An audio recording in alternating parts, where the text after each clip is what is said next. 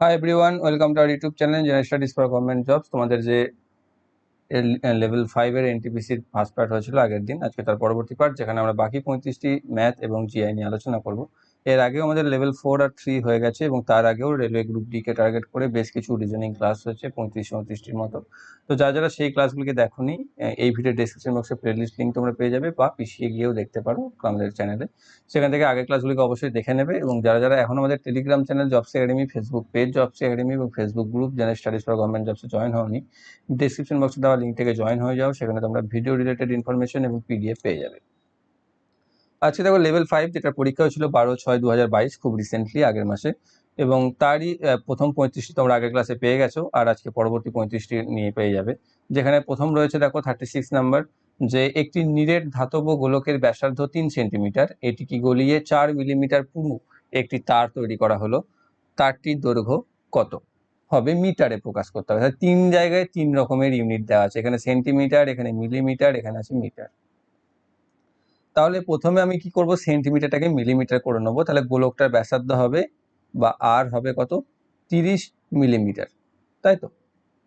তাহলে এবার সেটাকে আমি 4 মিলিমিটার পুরু একটা তার যদি হয় এটা, তাহলে তারের পুরুত্বটা বলতে ব্যাসটাকে বোঝায়, যেটা হচ্ছে 4 mm।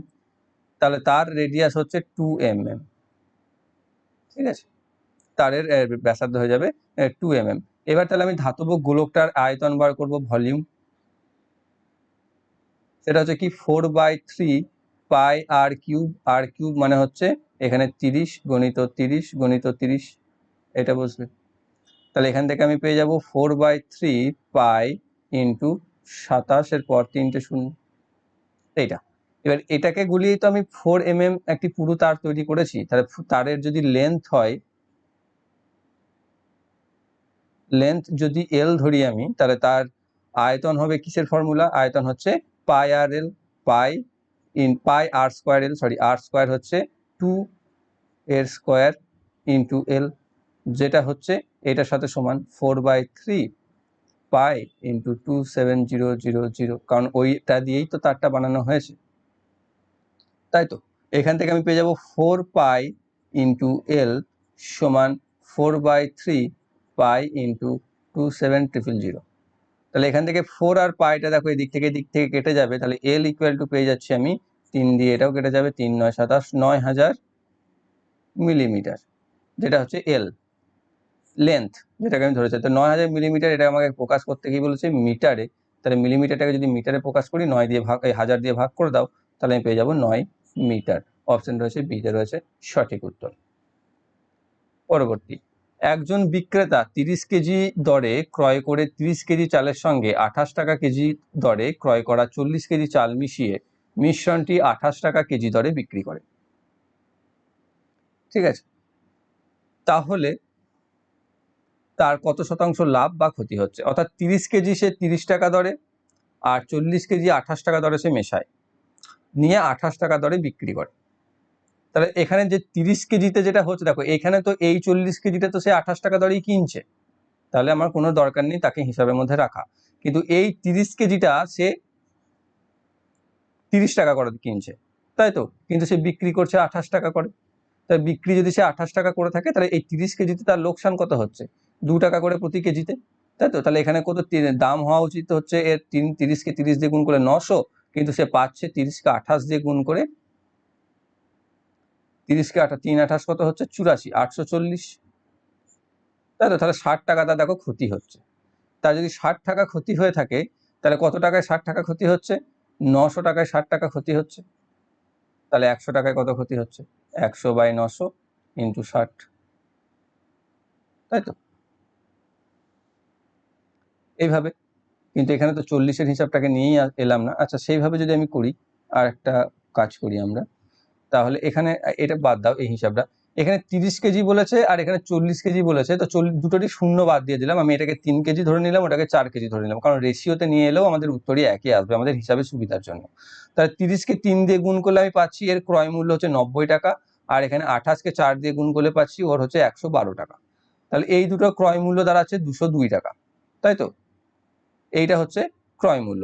এবং সেখানে এসে বিক্রি কত করছে, টোটাল 3 আর 4 7 কেজি হচ্ছে, সে 7 কেজি চাল সে 28 টাকা করে বিক্রি করছে, তাহলে তার দাম পড়ছে 28 গণিত 7 সমান হচ্ছে 7 8 56 6 হাতে থাকছে 5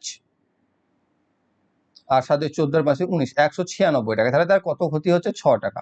কত টাকায় 6 টাকা ক্ষতি হচ্ছে? 202 টাকায়। তাহলে তার 202 টাকায় 6 টাকা ক্ষতি হচ্ছে। তাহলে 100 টাকায় কত ক্ষতি হবে? দেখো 200 টাকা তুমি অ্যাপ্রক্সিমেটলি 200 ধরতে পারো।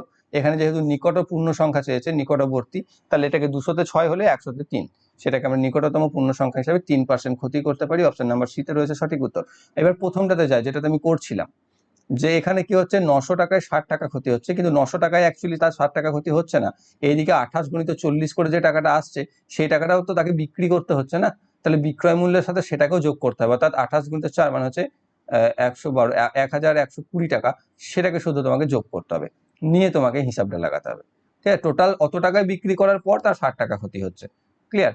তো সেই হিসাবে আমাকে করতে হবে, সেখান থেকেও আমরা ওটাই পাবো। এখান থেকে পাবো, দেখবে 2020 টাকায় 60 টাকা ক্ষতি হচ্ছে, তাহলে 100 টাকায় কত ক্ষতি হবে? এখানে তার থেকে দেখো 10 কম চলে এসেছিল, মানে তোমার 10 দিয়ে ভাগ করে যেটা হয় সেটা এখানে এসেছিল, তাই না? কারণ আমি এখানে শূন্যগুলোকে কেটে দিয়েছিলাম। পরবর্তীতে, একটি ট্রেন 57.6 কিলোমিটার দূরত্ব 48 মিনিটে অতিক্রম করে। ট্রেনটির গতিবেগ মিটার প্রতি সেকেন্ডে কত হবে? ঠিক আছে, মিটার প্রতি সেকেন্ডে, তাহলে এটাকে মিটারে কনভার্ট করে দাও। তাহলে এখানে হচ্ছে 57.6 কিলোমিটারকে মিটার দিয়ে গুণ করলে 1000 দিয়ে গুণ করতে হয়, তাহলে 6 শূন্য, দুটো শূন্য বসে যাবে, তাহলে 57,600 মিটার। আর 48 মিনিটকে সেকেন্ড করে দাও, মানে হচ্ছে 48 গুণিত 600, সরি 60, সরি 60, তাই তো? মিনিট 60 দিয়ে গুণ করে সেকেন্ড করে নিলাম মিনিটকে। এবার কাটাকাটি করো, 0 0 দিয়ে এটা কেটে যাবে, 6 দিয়ে দেখো এটা নিশ্চয়ই কাটবে, 6 9 54, 3 6 6 6 36, 960, 48কে 96 দিয়ে কেটে যাবে 2 0, তাহলে আমি পেয়ে যাচ্ছি ওপরে যেটা থাকে সেটা হচ্ছে মিটার, আর নিচেতে যেটা থাকে সেটা হচ্ছে সেকেন্ড। তাহলে আমি পাচ্ছি 20 মিটার প্রতি সেকেন্ড হচ্ছে তার গতিবেগ। অপশন নাম্বার এ তে রয়েছে সঠিক উত্তর।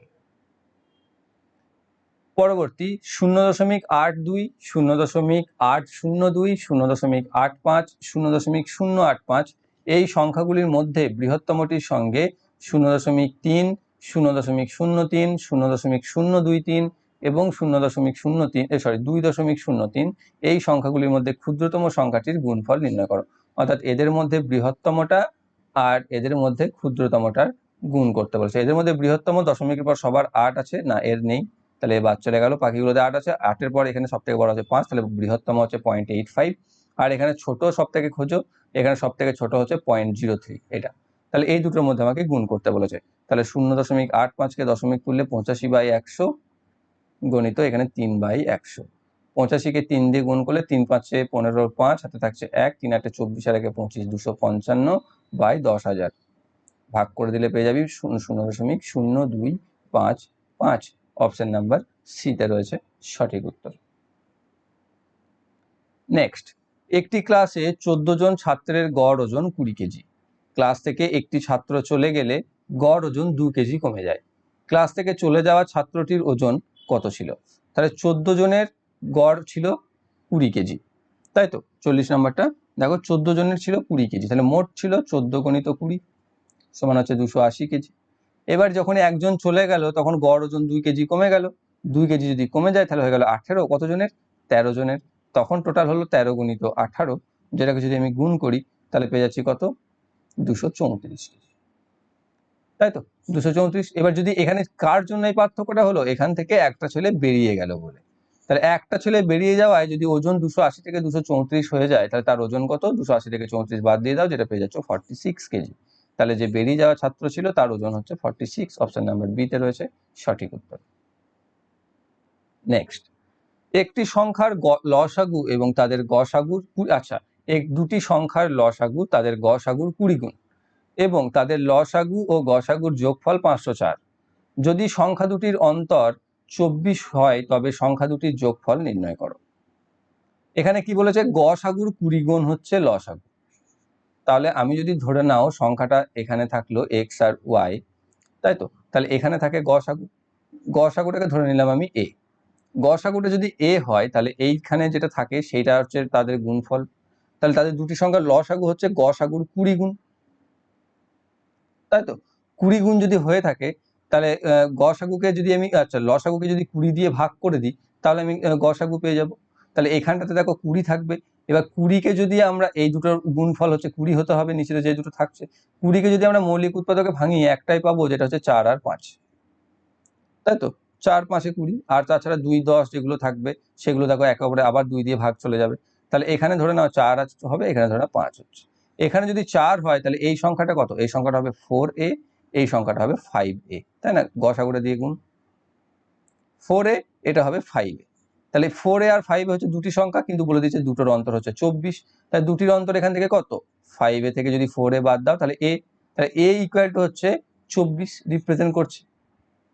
এ যদি 24কে রিপ্রেজেন্ট করে তাহলে 4a হচ্ছে প্রথম সংখ্যা, যেটা হচ্ছে 4 24 96, আর দ্বিতীয় সংখ্যা হচ্ছে 5a 5 24 120। তার সংখ্যা দুটি আমি পেয়ে গেলাম। আমাকে চেয়েছে তাদের যোগফল, 120 আর 96 যোগ 216। অপশন নাম্বার সিতে রয়েছে সঠিক উত্তর। এইটার কোনো প্রয়োজনই নেই আমার। ওকে, পরবর্তী, বাণিজ্য, বিজ্ঞান ও কলা বিভাগের প্রতিটিতেই 3 জন করে ব্যাডমিন্টন খেলোয়াড় আছে। এ, বি ও সি বাণিজ্য বিভাগ থেকে, আচ্ছা, এ বি সি একটা গ্রুপে, পি কিউ আর আর একটা গ্রুপে, আর জে কে এল আর একটা গ্রুপে। কি বলেছে? এই টুর্নামেন্টের জন্য প্রদত্ত শর্ত মেনে 4 জনের একটি ব্যাডমিন্টন দল গঠন করতে হবে এবং প্রত্যেক বিভাগ থেকে অন্তত একজন শিক্ষার্থী থাকতে হবে। কিউ বা আর এর সঙ্গে পি যাবে না, অর্থাৎ কিউ আর যদি থাকে তাহলে পি থাকবে না। ঠিক আছে, এ সি সর্বদা একসঙ্গে যাবে, তাহলে যাবে যখন বলেছে তাহলে এ আর সি কে ধরে নাও। আবার বলেছে কে আর এল একসাথে যাবে, কিন্তু এখান থেকে তো কে আর এল কে আমি নিতে পারি না, তাহলে এ সি কে যদি নিয়ে নিই তাহলে কে আর এল যেতে পারবে না যেহেতু, তাহলে এখান থেকে জে কে ধরে নাও। আর এখানে বলেছে কিউ আর এর সাথে পি যাবে না, তাহলে কিউ আর তো এখানে আসছে না, তাহলে পি কে নিয়ে চলে এসো। তাহলে আমি একটা গ্রুপ পেয়ে যাচ্ছি এ সি জে পি। ঠিক আছে, এবার দেখো অপশনে তুমি পেয়ে যাচ্ছ এ সি পি জে, যেটা রয়েছে অপশন নাম্বার এ তে। তাহলে এটি একটি গ্রুপ হতে পারে। বা তুমি এখানে আরো দেখতে পারো, যেমন কিউ আর এর সাথে পি যাবে না বলেছে, এখানে আরও আছে পিও আছে, তাহলে হবে না। এখানেও তাই, কিউ এর সাথে আর একসাথে আছে, আর এখানে এ বি বলেছিল একসাথে যাবে, কিন্তু এসি বলেছিল একসাথে যাবে, কিন্তু শুধু এ আছে, তাহলে এটাও হবে না। আর এখানে কি আছে? কে আর এল একসাথে থাকবে বলেছে, তাহলে এখানে শুধু কে আছে, এল নেই, তাহলে এটাও হবে না। এই হিসাবে তুমি শর্ত দেখেও বাদ দিয়ে দিতে পারো। ঠিক আছে, তাহলে অপশন নাম্বার এ তে রয়েছে সঠিক উত্তর। পরবর্তী একটা দেখতে পাচ্ছ, বর্ণগুলির সেই সমন্বয়টি নির্বাচন করুন যা প্রদত্ত সংখ্যামালার বা শৃঙ্খলার শূন্যস্থান ক্রমানুসারে স্থাপন করছে। যখন এখানে ডি আছে, আবার এখানে ই আছে, তাই তো। তাহলে এখানে এ এরপর বি এর পর ডি, বা বি এর আগে এখানে কি রয়েছে দেখো, বি এর আগে রয়েছে ই, এখানেও রয়েছে ই, তার আগে রয়েছে সি, এখানেও রয়েছে সি। তাহলে এখানে বি এর আগে আমি বসাতে পারছি ই, আর তার আগে বসাতে পারছি সি। তাহলে আমি বুঝতে পারলাম এটা হয়ে গেল A C E B D. আবার দেখো সি এর আগে এখানে এ রয়েছে, তাহলে এর আগে এখানে এ বসিয়ে দাও। এখানে সি এর আগে এ রয়েছে, এখানে এ বসিয়ে দাও। বি এর পরে ডি রয়েছে, এখানে ডি বসিয়ে দাও। এখানে বি এর পরে ডি বসিয়ে দাও। তাহলে আমাকে কি কি বসাতে হলো? C E A D A D, C E A D A D option number B তে রয়েছে। এটা অ্যাকচুয়ালি খুব সহজ ছিল, অপশন নাম্বার বি তে রয়েছে সঠিক উত্তর। পরবর্তী, কোন একটি নির্দিষ্ট যুক্তি মতে B Y T E W Y W T E B এর সাথে সম্পর্কিত। একই যুক্তি অনুসরণ করে A M F Q C Q M F C এর সাথে সম্পর্কিত। তাহলে একই যুক্তি অনুসরণ করে নিম্নলিখিত গুলির মধ্যে T I L D W এর সাথে সম্পর্কিত কোনটি? কি হিসাবে এখানে এসছে দেখো, B Y T E W কে Y W T E B. দেখতে পাচ্ছি এখানকার যে লেটাররা রয়েছে এখানেও সেই লেটারগুলোই আছে, কোনো নতুন লেটার আসেনি। তাহলে নাম্বার গ্যাপ বা এইসব গ্যাপের কোনো সম্পর্ক এখানে নেই। তার মানে এইগুলোকে কোনো একটা হিসাবে দেওয়া হয়েছে। সেগুলো কি করতে হয়? সাধারণত এ টু জেড বা জেড টু এ এই ধরনের মেনটেন করে। তাহলে এখানে দেখতে পাচ্ছ জেড টু এ কে মেনটেন করেছে, অর্থাৎ উল্টো দিক থেকে শুরু করে দেখো, ওয়াই সবার শেষে, তারপরে ডাব্লিউ, তারপর টি ই বি, এইভাবে অর্থাৎ জেড থেকে এর দিকে এগিয়ে গেছে, বা উল্টো দিক থেকে শুরু করলে এ থেকে জেড এর দিক থেকে। এখানেও দেখতে পাবে এ থেকে দেখো এ, তারপর সি, তারপর এফ, তারপর এম, তারপর কিউ। তোমরা ইংরেজি অ্যালফাবেটেও লেটারগুলোর এইরকমই দেখতে পাচ্ছ, প্রথমে এ আসবে, তারপর সি আসবে, তারপর এফ আসবে, তারপর এম আসবে, তারপর কিউ আসবে। তাহলে এখানেও সেটা হবে, সবার প্রথমে কে আসবে? এখানকার মধ্যে ডি আসবে, তার ডি সবার শেষে আসবে, তারপর আসবে আই, তারপর আসবে এল, তারপর আসবে টি, তারপর আসবে ডাব্লিউ। তার W T L I D, W T L I D, যেটা রয়েছে অপশন নাম্বার এ তে। পরবর্তী রয়েছে প্রদত্ত বিবৃতি ও উপসংহারগুলি মনোযোগ সহকারে পড়ুন। বিবৃতির ভিত্তিতে প্রদত্ত উপসংহারগুলির মধ্যে কোনটি বা কোনগুলি সত্য তা নির্ধারণ করুন। কি বিবৃতি দিয়েছে? K equal to P, P less than C, আবার পি গ্রেটার দেন কিউ, আবার কিউ গ্রেটার দেন এল। নিয়ে এখানে বলেছে কিউ গ্রেটার দেন সি। তাহলে কিউকে দেখবো, কিউ বলেছে এল এর থেকে বেশি, কিউ এর থেকে পি বেশি, আবার পি এর থেকে সি বেশি, তাহলে সি কিউ এর থেকেও বেশি, তাহলে এটা একদম সঠিক। আর বলেছে কে এল এর থেকে বেশি, এল এর থেকে কিউ বেশি, কিউ এর থেকে পি বেশি, তাহলে পি এল এর থেকে বেশি। পি যদি এল এর থেকে বেশি হয় তাহলে পি আর কে যেহেতু সমান, তাহলে কে ও এল এর থেকে বেশি, তাহলে এটা হচ্ছে সঠিক। তাহলে উভয় উপসংহার হচ্ছে সত্য, যেটা রয়েছে অপশন নাম্বার ডি তে। পরবর্তী রয়েছে একটা সমীকরণ বা সরল বলতে পারো। এখানে কি আসবে? করতে থাকো আমাদের প্রথম একদম ফার্স্ট স্টেজ ফার্স্ট। এখানে তুমি যেহেতু গুণ সম্পর্কে আছে বাইরের গুলো, তাই তুমি এখানেও করতে পারো। 9কে 9 দিয়ে কেটে দেবে, 15কে এখানে 3 দিয়ে কেটে যাবে, 3কে এখানে 3 দিয়ে কেটে 1/3 এখানে পড়ে থাকছে, তাহলে 1/3 ইন্টু এখানে থাকছে 49/6 গুণ, এটা বিয়োগ করে 7 2 14 হয়ে যাবে, 16 থেকে 14 বাদ দিলে 2/7 আসবে, আর এখানে আসবে ইন্টু 24/5 গুণ 15/16 উল্টে যাবে, 8 দিয়ে 3, 8 দিয়ে 2, 5 দিয়ে 3, তাহলে এখান থেকে আমি পেয়ে যাচ্ছি 1/3 ইন্টু এখানে এটা কি কাটবে 7 দিয়ে 7, 2 দিয়ে 3, 7/3 ইন্টু 9/2, তাহলে এখানে 3 আর 3, 3 আর 9টার সাথে কেটে যাবে, তাহলে পড়ে থাকবে 7/2, যেটা রয়েছে অপশন নাম্বার সি। পরবর্তী, 10 জন লোক দুটি সমান্তরাল সারি 1 ও 2 বরাবর বসেছে। এ বি সি ডি ও এই 1 নম্বর সারিতে উত্তর দিকে মুখ করে বসেছে, আর V W X Y Z বসেছে 2 নম্বর সারিতে দক্ষিণ দিকে মুখ করে। তারা এমনভাবে বসেছে যাতে 1 নং সারির প্রত্যেক সদস্য 2 নং সারির প্রত্যেক সদস্যের মুখোমুখি থাকে। এ বা কেউ সারির কোনো শেষের দিকে বসেনি বা শেষ প্রান্তে বসেনি। এ বসেছে বি এর ডান দিক থেকে দ্বিতীয় স্থানে, তাহলে উত্তর দিকে মুখ করে বি এর ডান দিক থেকে দ্বিতীয় স্থানে বসেছে এ, তাই তো? তারপর কি বসেছে? বি এর ঠিক মুখোমুখি যে বসেছে সে হচ্ছে জেড এর ঠিক পাশের জন, অর্থাৎ বি এর যে মুখোমুখি এদিকে দক্ষিণ দিকে মুখ করে বসেছে সে হচ্ছে জেড এর ঠিক পাশের জন, অর্থাৎ তার এই পাশে অথবা এই পাশে জেড আছে, তাই তো? ওকে, এবার ওয়াই বসেছে জেড এর বাঁ দিক থেকে দ্বিতীয় স্থানে, জেড এর বাঁ দিক থেকে দ্বিতীয় স্থানে, তাহলে এখানে যদি জেড বসে তাহলে বাঁ দিক থেকে দ্বিতীয় স্থান হতে গেলে আরো দুটো জায়গা লাগবে, তাহলে সেক্ষেত্রে এই জায়গাটা কোনো ভ্যালু নেই, আর এই জায়গাটা যদি জেড বসে তাহলে ওয়াই বসবে এখানে। ওকে, গেলাম আমি এত দূর। তারপর হচ্ছে সি এর বাঁ দিক থেকে দ্বিতীয় স্থানে বসেছে, আচ্ছা মুখোমুখি বসেছে ওয়াই এর মুখোমুখি যে বসে, ওয়াই যদি এখানে বসে তাহলে ওয়াই এর মুখোমুখি এ বসবে, এখানে ফাঁকা জায়গা রয়েছে। সে বসেছে সি এর বাঁ দিক থেকে দ্বিতীয় স্থানে, তাহলে সি বসবে এখানে, তাহলে সি এর বাঁ দিক থেকে দ্বিতীয় স্থানটা সে পাচ্ছে। তারপর আছে কি ডাব্লু বসেছে ভি এর ডান দিক থেকে দ্বিতীয় স্থানে, ডাব্লু বসেছে ভি এর ডান দিক থেকে দ্বিতীয় স্থানে। এবার ভি এর ডান দিক কি বলেছে? ভি এর ডান দিক বলতে যেহেতু দক্ষিণ দিকে মুখ করে আছে তাহলে ভি এর বাঁ দিকে দেখতে হবে, বাঁ দিক থেকে দ্বিতীয় স্থানে যদি বসায় তাহলে তোমাকে ভি কে দেখো এখানে বসাতে হবে, তবেই তুমি জায়গা পাচ্ছ ডাব্লুর জন্য এখানে, কারণ ভি যদি এখানে বসে যেত তাহলে ডাব্লুর জন্য ওয়াই এর জায়গাটা অকুপাইড আছে, সেইখানে আসতে হতো। এবার কি আছে ভি এর ডান, আচ্ছা ডি কিন্তু এর ঠিক পাশে বসেনি, অর্থাৎ এর ঠিক পাশে যদি ডি না বসে থাকে তাহলে হয় সে এখানে বসেছে নয়তো সে এখানে বসেছে, কিন্তু দেখছো এইদিকে জেড অলরেডি রয়েছে তাহলে এইদিকে বসার প্রবণতাটাই থাকছে, তাহলে ডি বসবে এখানে, তাহলে এ বি সি ডি যদি এখানে বসে থাকে তাহলে ই বাধ্য হচ্ছে এখানে বসতে, আর এখানে ইউ ভি যদি এখানে বসে থাকে, ভি ডাব্লিউ এক্স ওয়াই তাহলে যদি এখানে বসে থাকে জেডও এখানে বসতে বাধ্য হচ্ছে, সরি জেড তো এখানে বসে গেছে তাহলে এক্স এখানে বসতে বাধ্য হচ্ছে, তাই না? তাহলে আমি বুঝতে পারছি যে আমাদের দক্ষিণ দিকে মুখ করা শাড়ি আর উত্তর দিকে মুখ করা শাড়ির প্লেসমেন্টটা। তাহলে ই এর মুখোমুখি কে বসেছে? ই এর মুখোমুখি বসেছে দেখো ওয়াই। যদিও এখানে যে উত্তরটুকু চাই সেই উত্তরটুকুর জন্য তোমার সমস্ত শাড়ি বা প্লেসমেন্ট করার প্রয়োজন পড়ে না, তার আগেই তুমি উত্তরটা বলতে পারবে, ক্লিয়ার? এবং সেই জন্যই দেয় এগুলোকে যাতে পুরোটা না করতে হয়, কিন্তু এখানে যেহেতু উত্তর যে এটাই চাইবে তা তো নয়, অন্য উত্তরও চাইতে পারে, সেই জন্য এখানে পুরোটাই করিয়ে দেওয়া হয়। পরবর্তী, একটি দোকানের পূর্ব দিকে একটি ব্যাংক আছে, একটি দোকানের পূর্ব দিকে একটি ব্যাংক আছে, এটা হচ্ছে ব্যাংক, পূর্ব দিক, এটা হচ্ছে দোকান।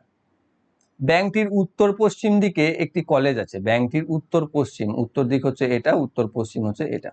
তাহলে এখানে ধরে নাও একটা কলেজ আছে। একটি বাস স্টপ দোকানের উত্তর দিকে এবং কলেজের পশ্চিম দিকে, তাহলে কলেজের পশ্চিম দিকে আর দোকানের উত্তর দিকে বাস স্টপ আছে। বাস স্টপ আছে এখানে। তাহলে দোকানের সাপেক্ষে কলেজটি কোন দিকে? দোকান হচ্ছে এটা, কলেজ হচ্ছে এটা, তাহলে দোকানের সাপেক্ষে কোন দিকে? এটা হচ্ছে উত্তর, এটা হচ্ছে পূর্ব, তাহলে উত্তর পূর্ব দিকে বা নর্থ ইস্ট সাইডে। অপশন নাম্বার এ তে রয়েছে সঠিক উত্তর।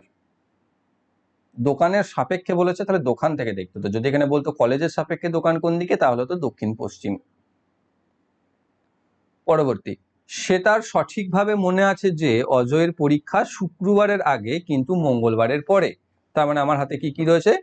বুধ আর বৃহস্পতি, তাই তো, বুধ আর বৃহস্পতি। এবার কি বলছে? কাব্যার সঠিকভাবে মনে পড়ছে যে অজয়ের পরীক্ষা বুধবারের পরে কিন্তু শনিবারের আগে। তাহলে বুধবারের পরে যদি হয়ে থাকে, তাহলে বুধবারের পর, তাহলে বুধবারটা কাট, তাহলে আমার একটাই ডেট পড়ে থাকছে, যেটা হচ্ছে বৃহস্পতিবার। তাহলে অজয়ের পরীক্ষার সঠিক দিন অপশন নাম্বার ডি তে রয়েছে। নেক্সট, সুধীর হলো আরব অপেক্ষা 4.5 গুণ কর্মক্ষম। একসঙ্গে একটি কাজ তারা 8 দিনে শেষ করতে পারে। সেই কাজটি আরব একা সম্পন্ন করবে কত সময়ে? তাহলে এখানে সুধীর যদি আরব অপেক্ষা 4.5 গুণ বেশি কর্মক্ষম হয়, এবং আমি যদি ধরে নিই যে আরব 10 ইউনিট করে, তাহলে সুধীর করে তার 4.5 গুণ মানে 45 ইউনিট, তাই তো। তাহলে এটাকে যদি আমি এবার সংক্ষিপ্তাকার করি, আরো ছোট করে নিই, তাহলে 5 দিয়ে করলে এখানে পাচ্ছ 2, এখানে পাচ্ছ 9। বা আরব যদি করে 2 ইউনিট, তাহলে সুধীর করছে 9 ইউনিট। একসাথে কত করছে? একসাথে করছে 11 ইউনিট। সেই হিসাবে তারা কাজটিকে 8 দিনে শেষ করে দেয়, মানে মোট করে 8 দিয়ে গুণে 88 ইউনিট, তাহলে মোট কাজ হচ্ছে 88 ইউনিট। এবার সেটা আরব যদি একা করে, তাহলে আরবের কত টাইম লাগবে? আরব যদি একা করে মোট 88 ইউনিট, প্রতিদিন সে করছে 2 ইউনিট করে, তাই 2 দিয়ে ভাগ করে দাও, তাহলে পেয়ে যাচ্ছ 44 দিন। তাহলে আরব যদি একা সেই কাজটি করে, কাজটি করতে সময় লাগবে 44 দিন। অপশন নাম্বার ডি তে রয়েছে সঠিক উত্তর। নেক্সট, একটি প্রশ্নের পর 1 ও 2 নম্বর যুক্ত দুটি বিবৃতি রয়েছে। প্রশ্নের উত্তর দেওয়ার জন্য কোন বিবৃতিটি বা গুলি পর্যাপ্ত তা নির্ধারণ করুন। দামিনী সম্পর্কে ভোলার কে হয়? ঠিক আছে, এটা আমাকে বার করতে হবে। বিবৃতি দিয়েছে টিকার একমাত্র পুত্র হলো ভোলা এবং একমাত্র কন্যা হচ্ছে কমলা। তাহলে টিকা, তার একমাত্র পুত্র হচ্ছে ভোলা আর একমাত্র কন্যা হচ্ছে কমলা। দামিনী হলো রোমার ছেলের স্ত্রী, আমি এখানে একটা পাচ্ছি না। কমলা হলো রোমার একমাত্র কন্যা। আচ্ছা, কমলা হচ্ছে রোমার কন্যা, তাহলে কমলা যদি রোমার কন্যা হয়, তাহলে টিকার স্ত্রী হচ্ছে রোমা। তাহলে দামিনী হচ্ছে রোমার ছেলের স্ত্রী, তাহলে রোমার ছেলে হচ্ছে ভোলা, তার স্ত্রী হচ্ছে দামিনী। মেঘন হলো ভোলার কন্যা, ভোলার কন্যা হলো মেঘন, এটা আমার প্রয়োজন নেই। আমার দামিনী আর ভোলার সম্পর্ক চেয়েছিল, যেটা হচ্ছে স্বামী স্ত্রী, এবং সেটা জানতে গেলে আমার এখানে এটা জানা প্রয়োজন হচ্ছিল যে দামিনী হচ্ছে রোমার ছেলের স্ত্রী, আর এটা রোমার যে টিকার কমলা হলো রোমার একমাত্র কন্যা, এবং কমলাদের সাথে টিকার কি সম্পর্ক সেটা জানার জন্য আমার এখানে কমলা এবং ভোলা যে 2 ভাই, সেটা ভাই বোন, সেটা জানতে গেলে আমাকে জানতে হচ্ছিল বিবৃতি নাম্বার 1। তাহলে 1 এবং 2 দুটোই আমার প্রয়োজন, তাহলে অপশন নাম্বার এ তে রয়েছে সঠিক উত্তর। পরবর্তী, একটি ঘনকের দৈর্ঘ্য প্রস্থ উচ্চতার অনুপাত হলো 4:3:5। এর প্রতিটি বাহুর দৈর্ঘ্যের সমষ্টি হলো 144 সেন্টিমিটার। তাহলে সমগ্র তলের ক্ষেত্রফল নির্ণয় করো। তাহলে 4:3:5 হচ্ছে এদের দৈর্ঘ্য প্রস্থ উচ্চতা। তাহলে এখানে ধরে নাও টোটাল কত হচ্ছে, তাহলে কটা করে থাকে? একটা আয়তঘনকে দেখো দৈর্ঘ্য থাকে 4টে বাহু, উচ্চতাও থাকে 4টে, দেখো 1 2 নিচের দিকে 3, এই একটা 4টে, আর এইদিকে দেখো 1টা 2টো, এদিকে 2টো, 4টে, সবগুলো 4টে করে থাকে না। তাহলে একে যদি দৈর্ঘ্যগুলোকে যোগ করো, তাহলে এটা যদি 4x ধরে নাও, 4x 3x 5x, তাহলে দৈর্ঘ্যগুলো হচ্ছে 4x × 4 মানে হচ্ছে 16x, 3x × 4 12x, আর 5x × 4 মানে হচ্ছে 20x।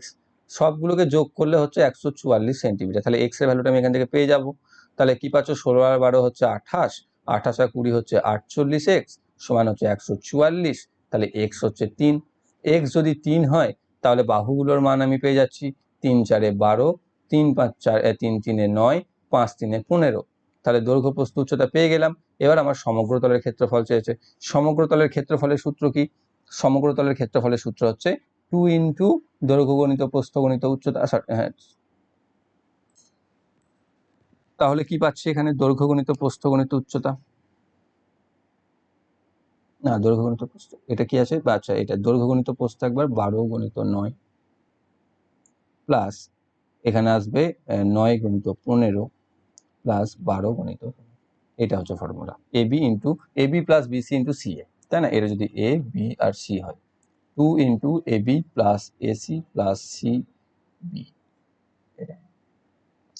তাহলে এখান থেকে পাচ্ছি 2 ইন্টু 9 12 108, 9 15 135, 12 15 180, যোগ করলে 2 ইন্টু 423, তাহলে হচ্ছে 846। অপশন নাম্বার এতে রয়েছে সঠিক উত্তর। পরবর্তী, দুটি সংখ্যার সমষ্টি হলো 17, যেখানে তাদের বর্গদ্বয়ের সমষ্টি হলো 157, ওই দুটি সংখ্যার ঘনফলের সমষ্টি নির্ণয় করো। তাহলে আমাকে দিয়ে দিয়েছে এক্স প্লাস ওয়াই সমান 17, X square plus Y square সমান হচ্ছে 157। আমাকে বার করতে হবে এক্স এর কিউ প্লাস ওয়াই এর কিউ। এক্স এর কিউ প্লাস ওয়াই এর কিউ এর formula X plus Y into X square plus Y square plus minus X Y, এইটা। তাহলে আমি শুধু দেখতে পাচ্ছি সব আমার জানা, শুধু এক্স ওয়াই জানি না। এক্স ওয়াই কে জানতে গেলে এটাকে আমাকে ভাঙতে হবে, যেখান থেকে আমি পাবো এক্স প্লাস ওয়াই এর স্কোয়ার মাইনাস 2xy সমান 157। তাহলে এখানে এক্স প্লাস ওয়াই জায়গায় 17 বসিয়ে 17 স্কোয়ার করলে 289, মাইনাস 2xy সমান 157 মাইনাস 289, বাট মাইনাস 2xy সমান এটাকে বিয়োগ করলে আমি পাচ্ছি 132, মাইনাস 132, মাইনাস মাইনাস কেটে যাবে, এক্স ওয়াই সমান 66। এবার আমি দেখো এক্স ওয়াইয়ের ভ্যালু পেয়ে গেলাম। এবার এখানে বসিয়ে দাও 17 গণিত এখানে X square plus Y square হচ্ছে 157 মাইনাস 66, বিয়োগ করলে 17 থেকে 66 বাদ, তাহলে 57, এদিকে থাকছে 6 আর 3 9, তাহলে হচ্ছে 91। 17 গণিত 91, যেখান থেকে গুণ করলে 1547। অপশন নাম্বার কোথাতে রয়েছে? 1547 ডি তে রয়েছে। এটা হচ্ছে সঠিক। পরবর্তী, প্রদত্ত বিবৃতি এবং সিদ্ধান্তগুলি মনোযোগ সহকারে পড়ুন এবং বিবৃতির উপর ভিত্তি করে প্রদত্ত সিদ্ধান্তগুলির কোনটি বা কোনগুলি সত্য তা নির্ধারণ করুন। P greater than Z, N less than T, M greater than N আর জেড গ্রেটার দেন এম। নিয়ে আছে P less than T, P আছে আর টি। তাহলে এখানে কি বলেছে? পি হচ্ছে জেড এর থেকে বড়, আচ্ছা, জেড হচ্ছে এম এর থেকে বড়, আবার এন হচ্ছে এন এর থেকে এম বড়, তাহলে এন এর থেকে এম বড়, আবার এন এর থেকে টিও বড়, ঠিক আছে। আবার এম এর থেকে জেড বড়, জেড এর থেকে পি বড়। দেখো এখানে টি এর সাথে পি এর সেরকম কোনো সম্পর্ক নেই, তাই তো? তাহলে এটাকে আমি গ্যারেন্টি দিয়ে বলতে পারছি না। দ্বিতীয় রয়েছে এন হচ্ছে জেড এর থেকে ছোট, এখানে এন এর সাথে জেড এর কি আছে? এম এর থেকে জেড বড়, এন এর থেকে এম বড়, তাহলে এন এর থেকে এম বড়, এম এর থেকে জেড বড়, তাহলে এন এর থেকে জেডও বড়, কিন্তু এখানে বলেছে জেড হচ্ছে এন এর থেকে বড়, তাহলে এটাও মানতে পারছি না। তাহলে কোনোটাই সত্য নয়, অপশন নাম্বার সি তে রয়েছে সঠিক উত্তর।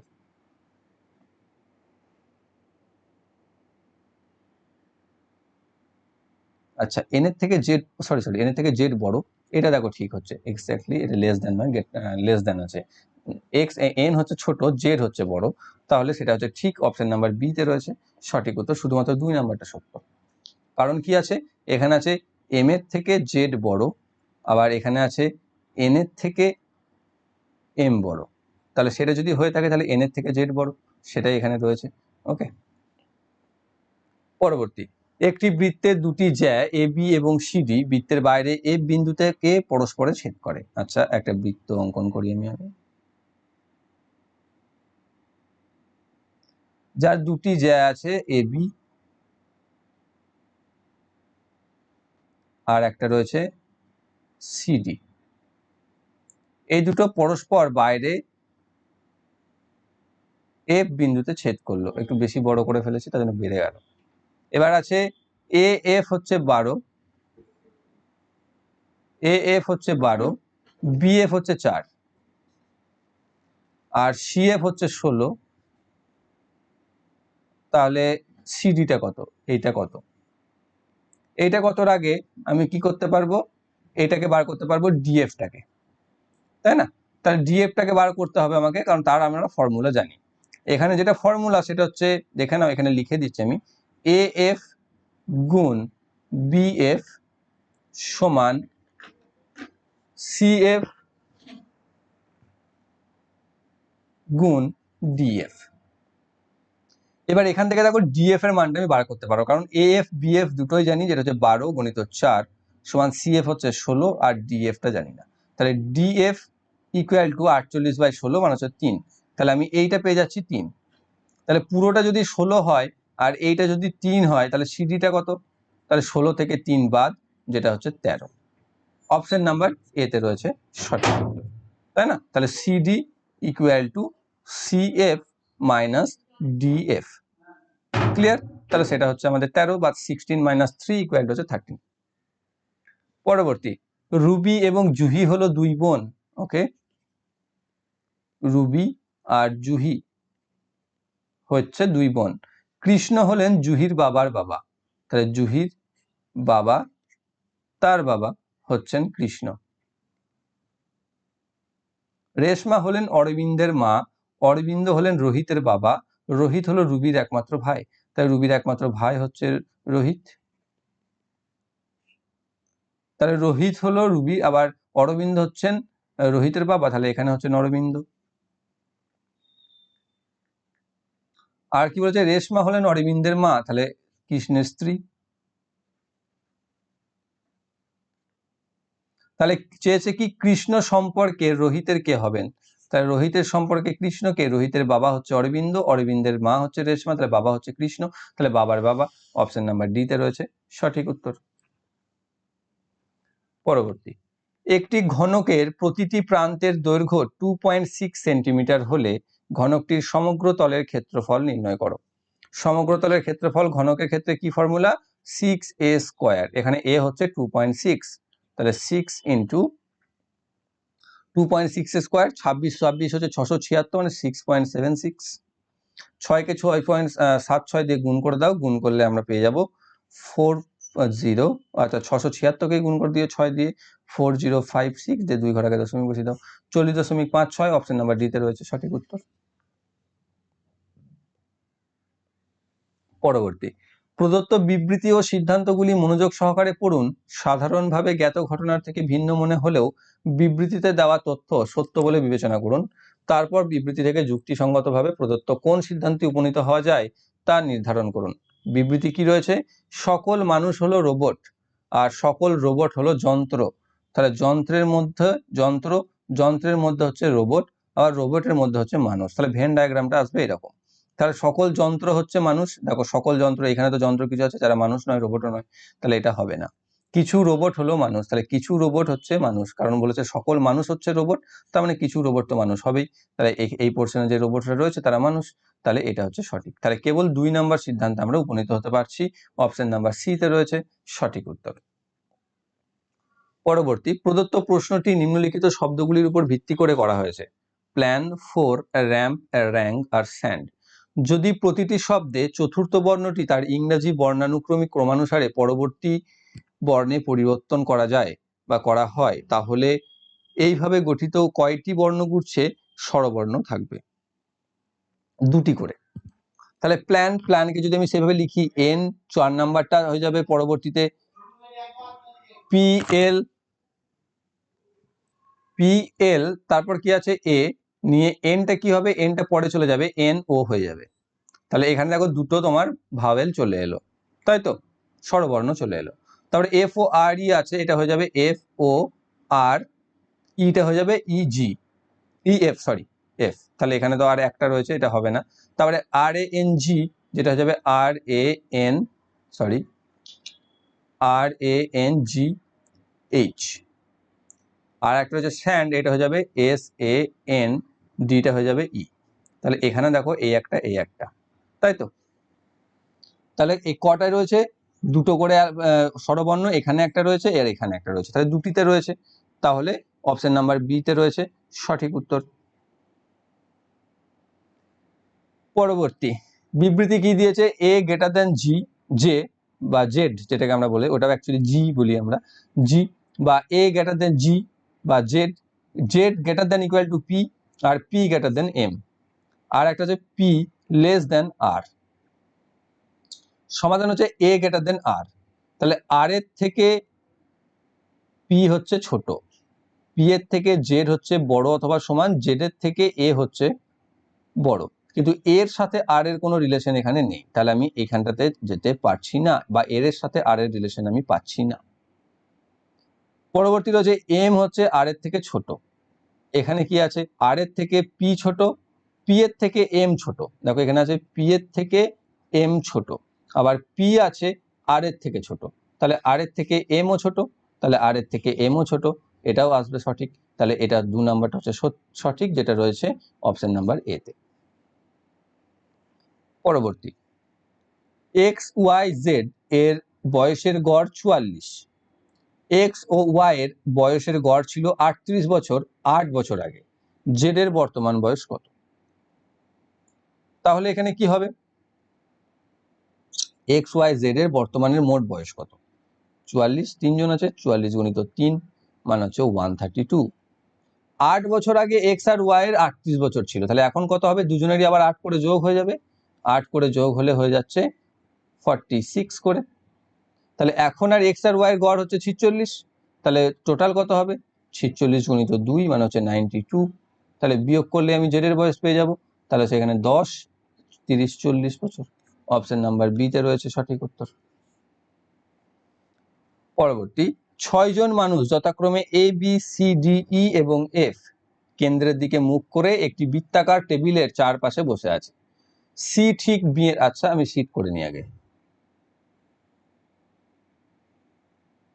6টা হয়েছে, কি বলেছে, সি ঠিক বি এর বাঁ পাশের দ্বিতীয় স্থানে বসেছে, তাহলে বি যদি এখানে বসে, বাঁ পাশের দ্বিতীয় স্থানে সি বসেছে, ই একদম বি এর পাশে বসে আছে, বি এর পাশে বলতে এখানেও বসতে পারে ই, এখানেও বসতে পারে ই, এফ ঠিক ই এর বাঁ দিকে তৃতীয় স্থানে বসেছে, দেখো ই যদি এখানে বসে তাহলে বাঁ দিকে তৃতীয় স্থানে অলরেডি সি খেয়ে আছে, তাহলে এখানে ই বসবে না, ই বসবে এখানে, তাহলে বাঁ দিকে তৃতীয় স্থানে বসেছে এফ, এফ বসবে এখানে। ডি আবার এর বাঁ পাশের দ্বিতীয় স্থানে আছে, তাহলে এর বাঁ পাশের দ্বিতীয় স্থানে ডি থাকলে এ হবে এখানে, ডি হবে এখানে। এবার চেয়েছে এর ঠিক বাম পাশে কে বসে আছে, এর ঠিক বাম পাশে বসে আছে সি, সরি এর ডান পাশে বসে আছে, বাম পাশে যদি হয় তাহলে এফ হবে, তাই না, এফ, অপশন নাম্বার ডি তে রয়েছে সঠিক উত্তর, এর বাঁ পাশে রয়েছে এফ।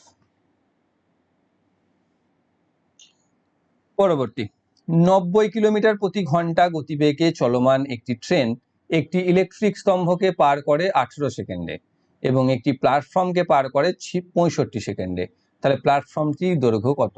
তাহলে দেখো 18 সেকেন্ডে সে একটা ইলেকট্রিক পোল মানে নিজের দৈর্ঘ্য যায়, আর 65 সেকেন্ডে সে প্ল্যাটফর্মকে পেরিয়ে যায়, প্ল্যাটফর্মকে পেরোতে গেলে তার প্ল্যাটফর্মের দৈর্ঘ্য এবং নিজের দৈর্ঘ্য উভয়ই যেতে হবে, তাহলে 65 থেকে 18 যদি আমি বাদ দিয়ে দিই, যেটাতে আমি পাবো 5 আর 8 আর 7 আর 47 সেকেন্ড, সে 47 সেকেন্ডে সে কেবল প্ল্যাটফর্মের দৈর্ঘ্যটা যায়, সেটা আমি পেয়ে যাব, তাই না। এবার আমি এখানে 90 কিলোমিটারটাকে আমি আগে মিনিট প্রতি সেকেন্ডে কনভার্ট করে নিই, 90 গুণিত 5/18, তাহলে 18কে 5 দিয়ে 5 5 25 মিটার প্রতি সেকেন্ড, প্রতি সেকেন্ডে যদি সে 25 মিটার যায় তাহলে 47 সেকেন্ডে সে কত যাবে, 47 গুণিত 25, 25 4 হচ্ছে 100 মানে 1000, আর 7 25 হচ্ছে 175, তাহলে 1175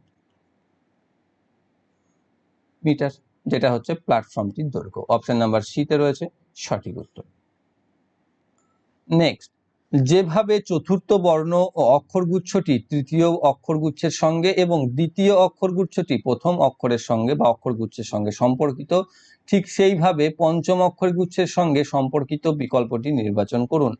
EYBRD এটা হচ্ছে VBYIW, তারপর হচ্ছে DAJKO যেটা হচ্ছে WZQPL, তাহলে JEWAD এটা কি হবে, এখানে নিয়ে নিয়েছি। ওকে, ই কি হয়েছে, ই হয়েছে ভি তে, মিল কি আছে, ই হচ্ছে এদিক থেকে 5 নম্বর লেটার, উল্টো দিক থেকে দেখো ভি হচ্ছে 5 নম্বর লেটার, ওয়াই হচ্ছে শেষ দিক থেকে 2 নম্বর লেটার, দেখো এখানে হচ্ছে বি যেটা হচ্ছে সামনের দিক থেকে 2 নম্বর লেটার, ঠিক উল্টোটা পরেরটা হচ্ছে প্রথম দিক থেকে 2, তাই দেখো ওয়াই হয়ে গেছে।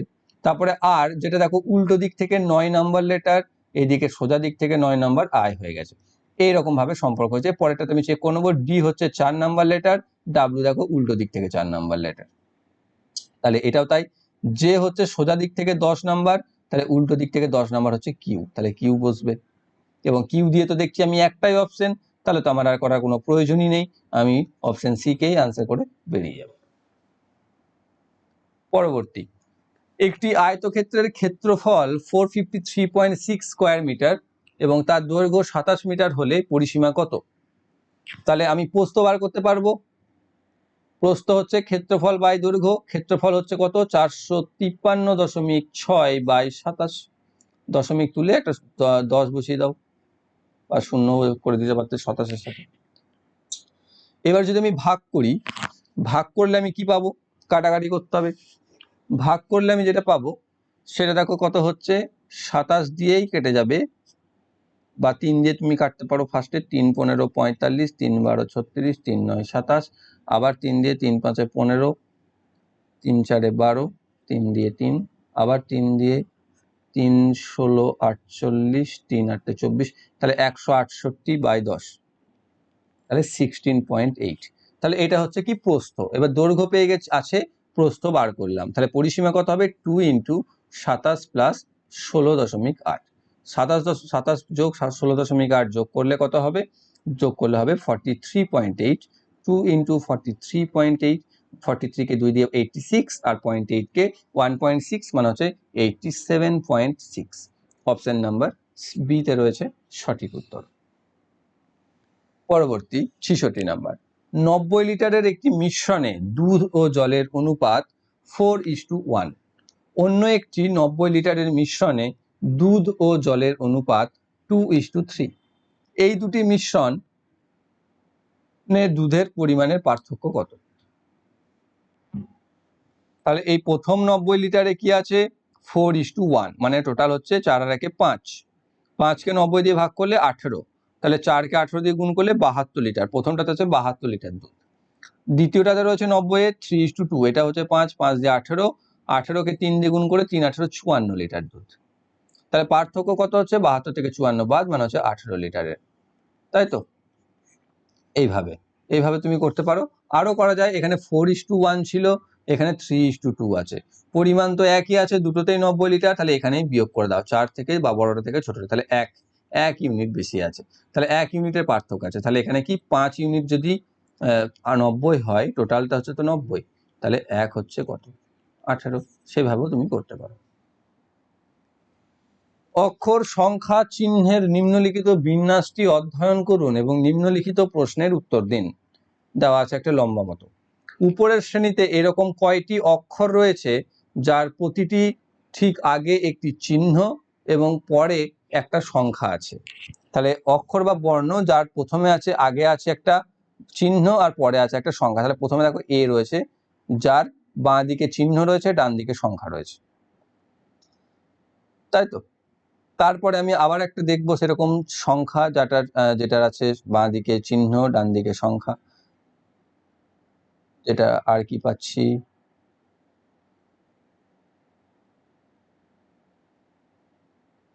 কিউ। কিউ এর দেখো বাঁ দিকে একটা চিহ্ন রয়েছে, ডান দিকে একটা সংখ্যা রয়েছে, তাই তো? এটা একটা পেলাম। আর কি রয়েছে?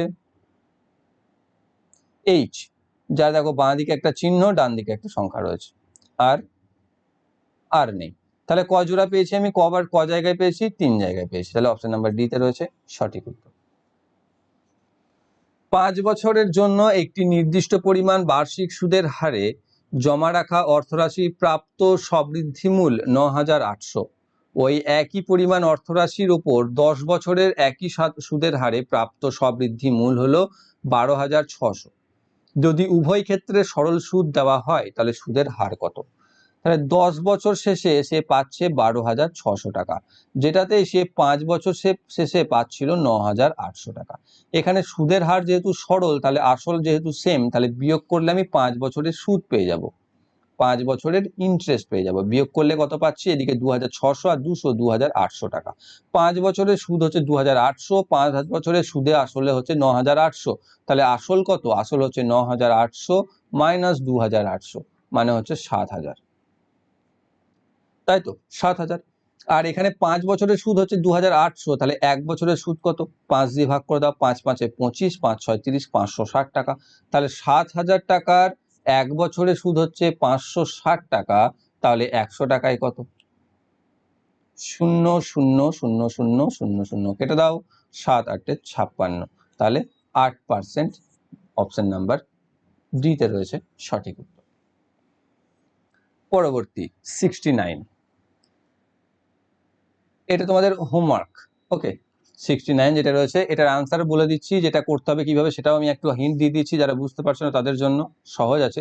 cos square 45 degree plus theta, এখানে যেটা আছে আমরা জানি, সেখান থেকে আমাকে এটাকে নিয়ে নিতে হবে cos 45 square into sign 45 square, sorry হ্যাঁ, আর এখানে রাখতে হবে তোমার এইভাবে ওপর থেকে বা নিচে, আর নিচেতে যেগুলো আছে সেগুলো তুমি মান বসিয়ে দিতে পারবে ডিরেক্টলি, কিন্তু ওপরে যেটা আছে সেটাকে তুমি মান বসাতে পারবে না, সেখানে তোমাকে ভাঙতে হবে এবং সেখানে ভেঙে হোল স্কোয়ারের ফর্মুলাতে আসতে হবে।